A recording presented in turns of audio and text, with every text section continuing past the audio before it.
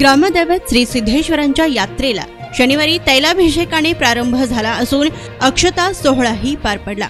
या पार्श्वभूमीवर वरिष्ठ पोलीस अधिकाऱ्यांनी समती कट्टा व परिसराची पाहणी केली आणि पोलीस आयुक्त डॉक्टर राजेंद्र माने, पोलीस उपायुक्त डॉक्टर दीपाली काळे, अजित बोराडे, विजय कबाडे, सहाय्यक पोलीस आयुक्त राजन माने, राजू मोरे, पोलीस निरीक्षक विश्वनाथ सिद्ध, अश्विनी भोसले, जाफर मोगल यांसह पोलीस अधिकाऱ्यांनी भेट देऊन पाहणी केली। महाराष्ट्र, कर्नाटक, तेलंगणा व आंध्र प्रदेशातून लाखो भाविक श्री सिद्धेश्वरांच्या यात्रेत सहभागी होतात।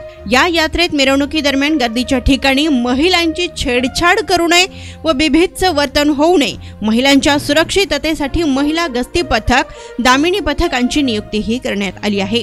शहरातील रहदारीवर नियंत्रण ठेवण्यासाठी ठिकठिकाणी बॅरिकेडिंगची व्यवस्थाही करण्यात आली आहे।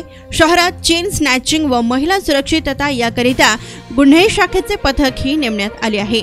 तर शहरात 19 ठिकाणी पोलिसांचे स्टॅटिक पॉइंट्स लावण्यात आलेले असून तसेच आक्षेपार्ह मेसेज कोणीही व्हायरल करू नये यासाठी सोशल मीडिया सर्वेलन्स पथकाकडूनही लक्ष ठेवण्यात येत आहे। तर यात्रेसाठी सुमारे 1400 पोलिसांचा बंदोबस्त राहणार असून यामध्ये 3 पोलीस उपायुक्त, 6 सहाय्यक पोलीस आयुक्त, 25 पोलीस निरीक्षक, 75 सहाय्यक पोलीस निरीक्षक, फौजदार व 1311 पोलीस अंमलदारांचा समावेश आहे।